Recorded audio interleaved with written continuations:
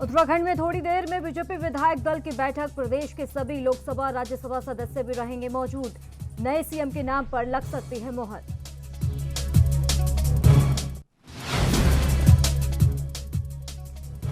वहीं हरियाणा विधानसभा में BJP JJP सरकार की परीक्षा। आज अविश्वास प्रस्ताव पर चर्चा जारी। सीएम मनोहर लाल का साबित करना होगा बहुमत। और वहीं पश्चिम बंगाल में आज नामांकन करेगी ममता बनर्जी। इसके पहले करेगी पूजा अर्चना। बीजेपी उम्मीदवार शुभेंदु अधिकारी करेंगे रोड शो।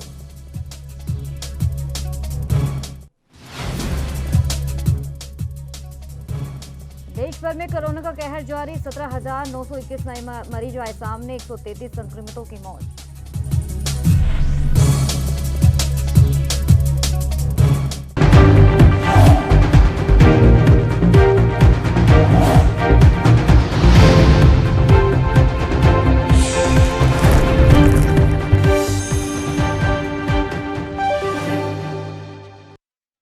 नमस्कार, मैं हूं आपके साथ करिश्मा भारद्वाज और आप देख रहे हैं एएनबी न्यूज बुलेटिन। का आगाज करते हैं।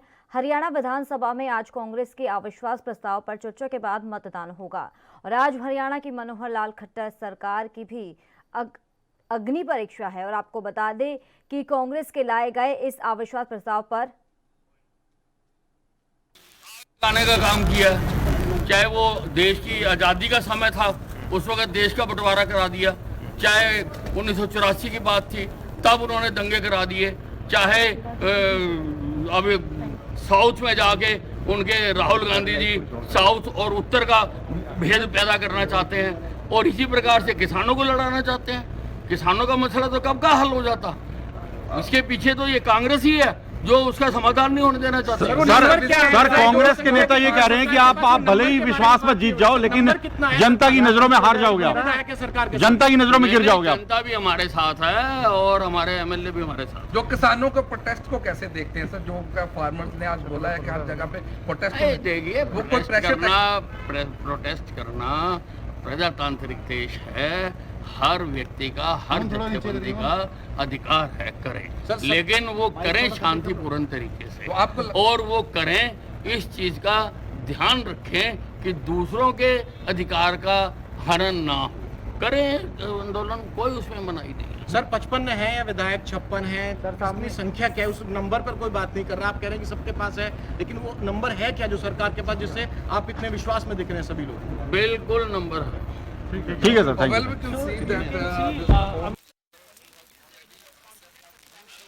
तो वहीं आपको बता दें कि कांग्रेस के लाए गए इस अविश्वास प्रस्ताव पर विधानसभा में चर्चा जारी है और इसके बाद इसमें वोटिंग की नौबत भी आ सकती है। और ऐसे में खट्टर सरकार के सामने बहुमत साबित करने की बड़ी चुनौती बन गई है।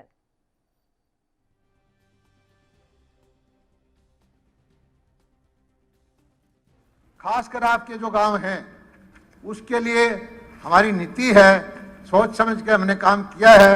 हमने जाके देखा है कि तरह तरह की समस्याएं हैं और हमें पहली बार पता चला कि वैसे ही एक जिले का इतना नाम कर रखा था कि भी यहाँ काम हो गए, यहाँ काम हो गए।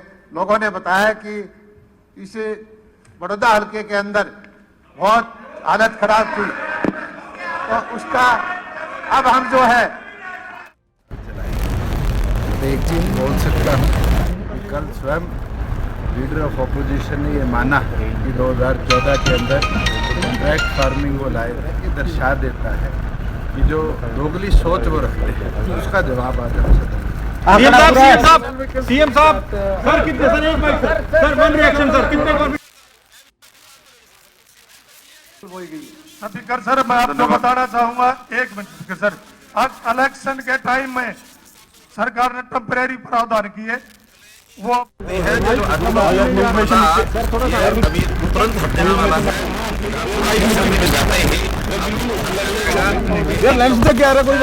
कोई भी विपक्ष के साथ मैं तो कहता हूं कि अगर वो अपने लोगों को भी संभाल के रख लें तो ही बहुत बड़ी बात है। इसलिए किसी प्रकार की कोई समस्या कठिनाई नहीं है। हम बिल्कुल कॉन्फिडेंट हैं कि सरकार के खिलाफ जो अविश्वास प्रस्ताव लाया जा रहा है वो निश्चित गिरेगा, निश्चित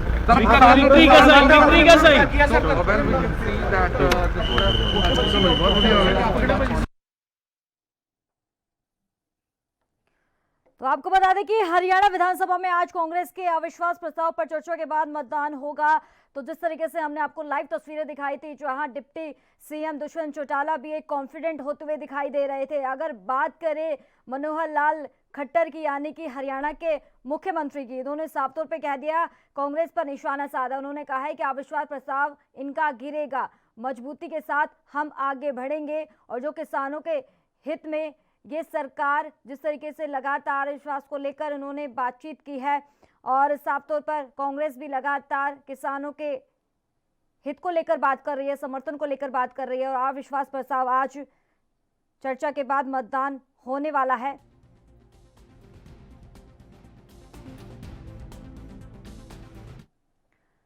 तो वहीं कांग्रेस के अविश्वास प्रस्ताव पर चर्चा से पहले सीएम मनोहर लाल और शिक्षा मंत्री कंवरपाल गुर्जर ने क्या कुछ कहा, वो आपको सुनाते हैं। विपक्ष के साथ मैं तो कहता हूं कि अगर वो अपने लोगों को भी संभाल के रख लें तो ही बहुत बड़ी बात है। इसलिए किसी प्रकार की कोई समस्या कठिनाई नहीं है। हम बिल्कुल कॉन्फिडेंट हैं कि सरकार के खिलाफ जो अविश्वास प्रस्ताव लाया जा रहा है वो निश्चित गिरेगा, निश्चित गिरेगा। देखिए, मेरे ख्याल से तो अविश्वास प्रस्ताव कांग्रेस इसलिए लेके आ रही क्योंकि वो खबरों में रहना चाहती थी, और एक लंबे टाइम से 15-20 दिन का टाइम उनको काफ़ी अच्छा मिला है कि उसमें वो खबरों में रही है। और सरकार के प्रति पूरा विश्वास है, जनता में पूरा विश्वास है, और हाउस में पूरा विश्वास है, और निश्चित तौर से भी कुछ देर में आपके सामने आ जाएगा। तो निश्चित तौर से वो है, कह रहे हैं कि वो पर्दाफाश करना चाहते हैं, लोगों को दिखाना चाहते हैं कि कौन किसानों के पक्ष में है, कौन। बिल्कुल बिल्कुल सही, हम भी यही चाहते हैं। हमने पहली बार भी यही कहा था, हम सिद्ध कर सकते हैं टेबल में बैठ के। हम ये कहना चाहते हैं किसान का तैसी कौन है, कर्म से पता चलेगा, भाषणों से पता नहीं चलेगा। कर्म क्या है, आपने कितनी फसलें खरीदी, हमने कितनी, आपने सिर्फ 2 फसलें खरीदी। आपने बाजरा खरीदा नहीं, हमने 7.5 लाख मेट्रिक टन खरीदा। आपने सरसों खरीदी नहीं, हमने खरीदी। हमने मूंग खरीदी, हमने मक्का खरीदा, हमने चना खरीदा।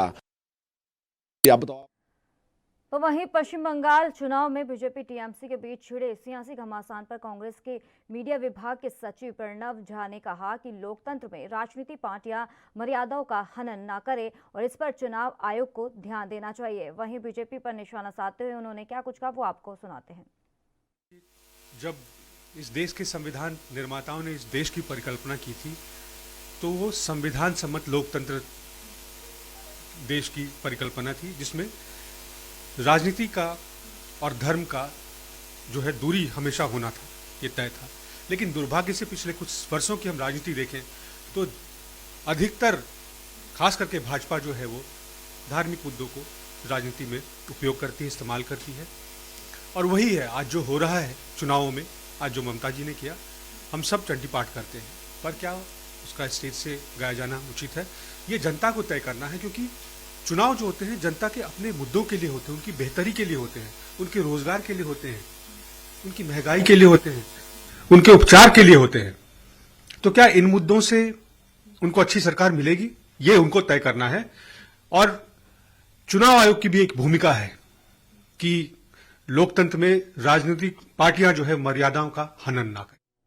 तो ले चलते हैं सीधी लाइव तस्वीरों पर, जहां हरियाणा के पूर्व मुख्यमंत्री भूपेंद्र सिंह हुड्डा क्या कुछ कह रहे हैं, वो आपको सुनाते हैं। खालिस्तानी है, कोई कह रहा है आतंकवाद है, और मुख्यमंत्री जी ने कहा कि केवल और पंजाब के। तो एक बात मैं पूछता हूं कि केवल पंजाब के, कल महिला दिवस की बात हुई, हाँ महिला दिवस में बात हुई, मुख्यमंत्री जी ने कहा अरे वो महिलाएं नहीं है क्या जिनकी, जो हमारी बहन बेटियां वहां बैठी हैं, जिनके शौचालय भी, बिजली के कनेक्शन भी काट दिए गए, उससे ज्यादा क्या शर्म की बात है। इस किस्म के बयान आए हैं।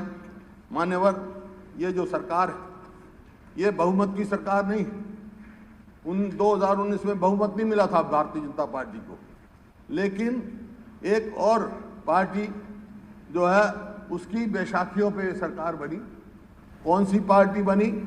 जो क्या कह के आए, क्या वायदे किए, क्या मैनिफेस्टो उन्होंने किए, ये आपके सामने है, मैं उसकी चर्चा करूंगा।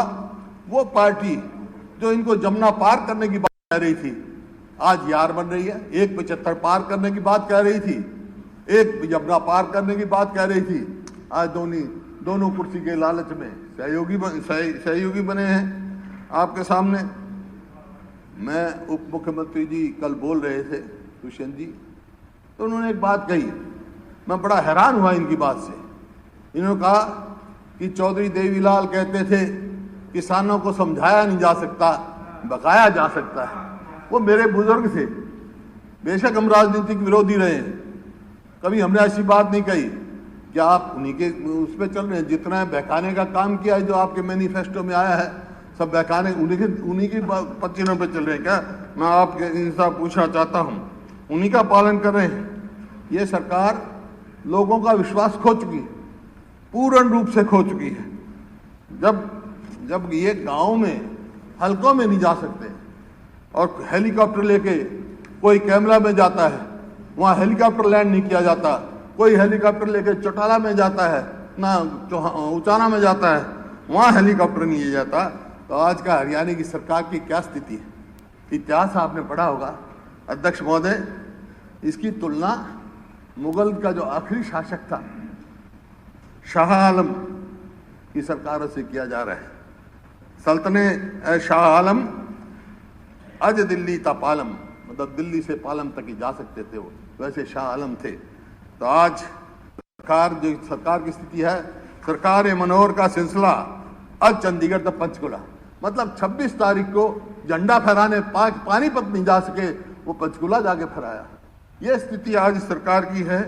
अरे रोम जल रहा है और नीरूबासी बंसरी बजा रहा है, ये स्थिति आपके सामने है। देखिए, प्रजातंत्र में वाद विवाद, संवाद, समाधान, ये तरीके होते हैं।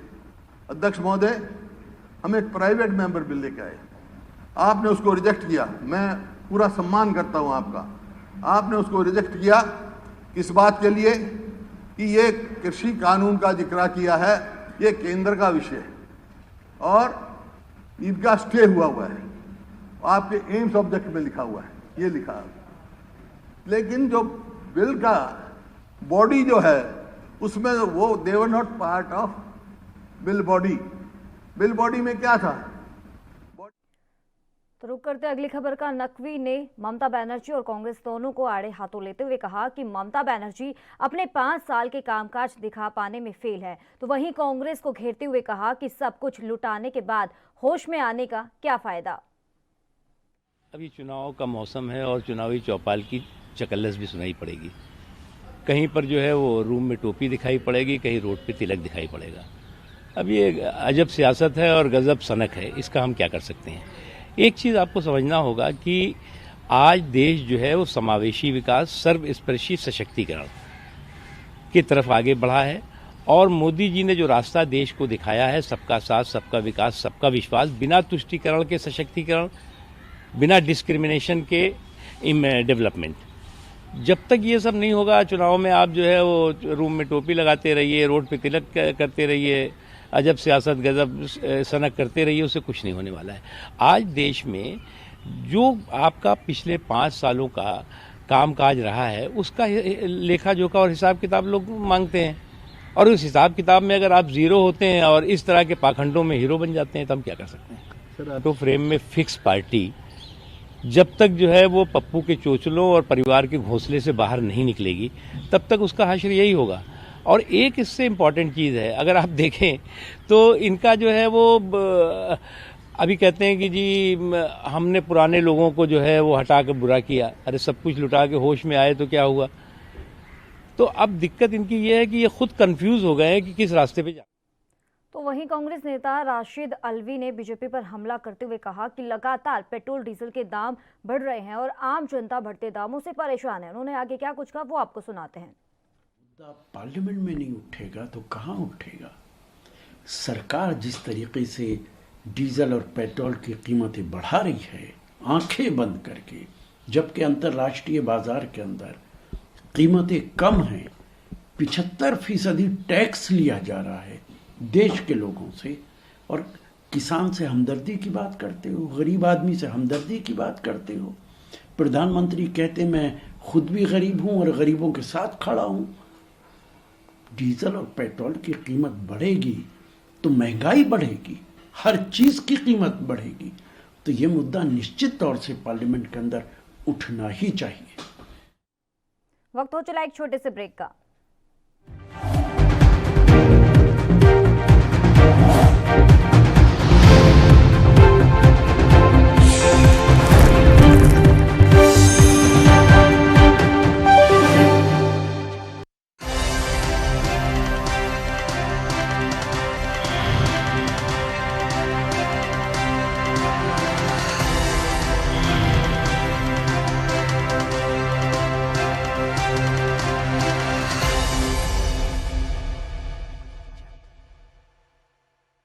कम ब्रेक और ज्यादा खबरों के साथ देखिए ANB news in channel number पर।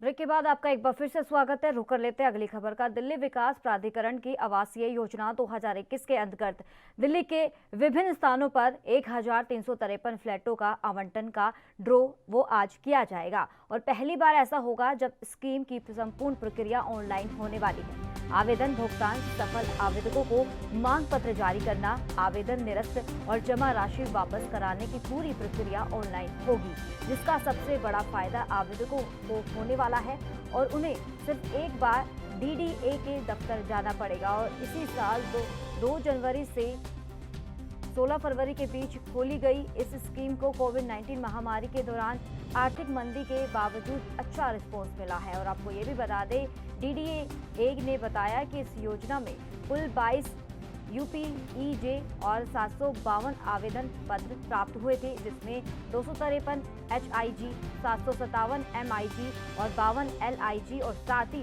291 EWS के लिए आवेदन प्राप्त हुए थे। और आपको ये भी बताते चले कि DDA के ये सभी फ्लैट द्वारका, जसोला, वसंत कुंज के साथ साथ कई अन्य स्थानों पर उपलब्ध है। इस साल DDA के फ्लैटों का ड्रॉ सॉफ्टवेयर के माध्यम से रैंडम नंबर जनरेशन टेक्निक के आधार पर किया जाएगा।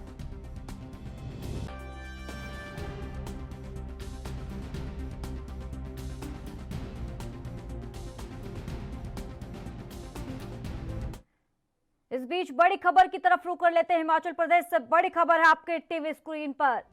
आपको बता दें कि चंबा में खाई में गिरी है बस। हिमाचल प्रदेश से बड़ी खबर आपकी टीवी स्क्रीन पर। हादसे में 6 लोगों की दर्दनाक वो मौत हो चुकी है। हिमाचल प्रदेश से बड़ी खबर आपकी टीवी स्क्रीन पर। 13 लोग गंभीर रूप से घायल बताए जा रहे हैं। घायलों को इलाज के लिए अस्पताल में भर्ती कराया गया है।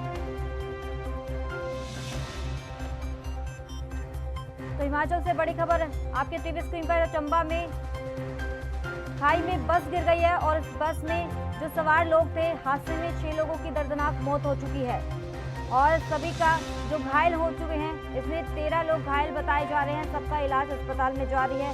पुलिस भी मौके पर पहुंच चुकी है, तो घायलों का इलाज लगातार अस्पताल में जारी है। तो हिमाचल प्रदेश से बड़ी खबर आपकी टीवी स्क्रीन पर है, जहां चंबा में खाई में बस गिर गई है और इसके दौरान बताया जा रहा है हादसे में 6 लोगों की दर्दनाक मौत हो चुकी है और 13 लोग घायल बताए जा रहे हैं, जिनका इलाज लगातार अस्पताल में जारी है।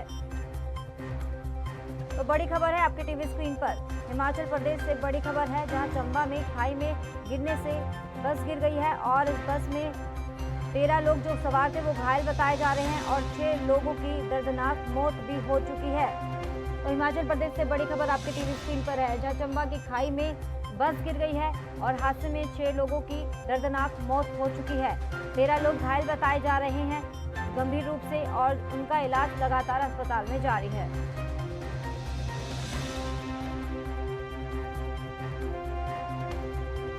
तो हिमाचल प्रदेश से बड़ी खबर है, जहां चंबा की खाई में बस गिर गई है और इस बस में 6 लोगों की दर्दनाक मौत भी हो चुकी है इस हादसे में और 13 लोग गंभीर रूप से घायल बताए जा रहे हैं। हिमाचल प्रदेश से बड़ी खबर आपकी टीवी स्क्रीन पर है। घायलों का लगातार अस्पताल में इलाज जारी है। पुलिस भी मौके पर पहुंच चुकी है और आगे की कार्रवाई में पुलिस जुट चुकी है। तो हिमाचल प्रदेश से बड़ी खबर आपके टीवी स्क्रीन पर है, जहां चंबा में खाई में बस गिर गई है और हादसे में 6 लोगों की दर्दनाक मौत हो चुकी है। 13 लोग घायल बताए जा रहे हैं, जहां इनका इलाज लगातार अस्पताल में जारी है।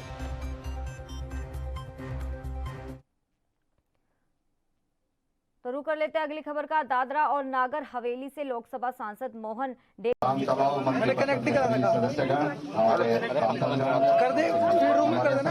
विधायकगण और पत्रकार मित्रों, मैं जो भारतीय जनता पार्टी हमारी जैसी परंपरा है,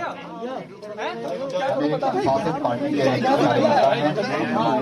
विधायक हो सकते हैं, पदाधिकारी हो सकते हैं, लेकिन बेसिकली हम सब लोग कार्यकर्ता हैं और पार्टी का हम सब लोग कार्यकर्ता हैं।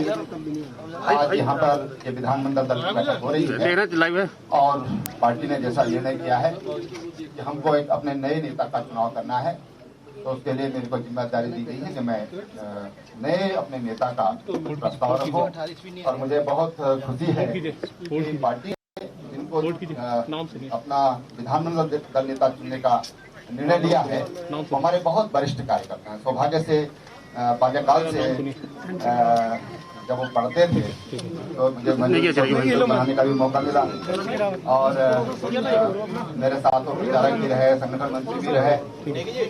सब लोग सोच रहे हैं कि कौन ऐसा हो सकता है। एक पुनः एक कार्यकर्ता को मौका दिया है। मैं नाम ले रहा हूँ अपने गढ़वाल लोकसभा के सांसद तीरथ सिंह रावत।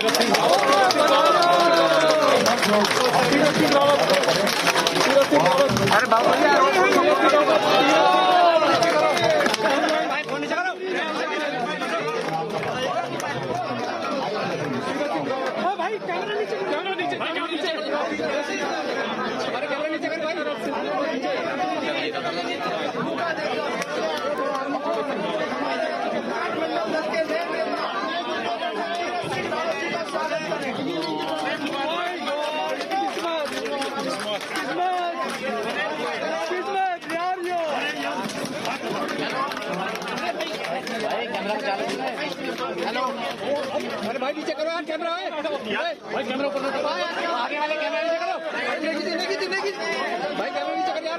भाई को आगे बढ़ाते हुए आदरणीय प्रदेश अध्यक्ष से निवेदन करता हूं कि आप भाई कैमरा नीचे करो, आदरणीय मुख्यमंत्री जी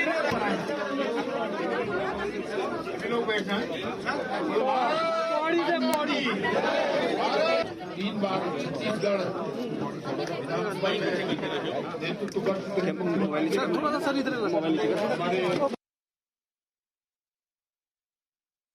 इस बुलेटिन में फिलहाल इतना ही। दीजिए इजाजत, नमस्कार।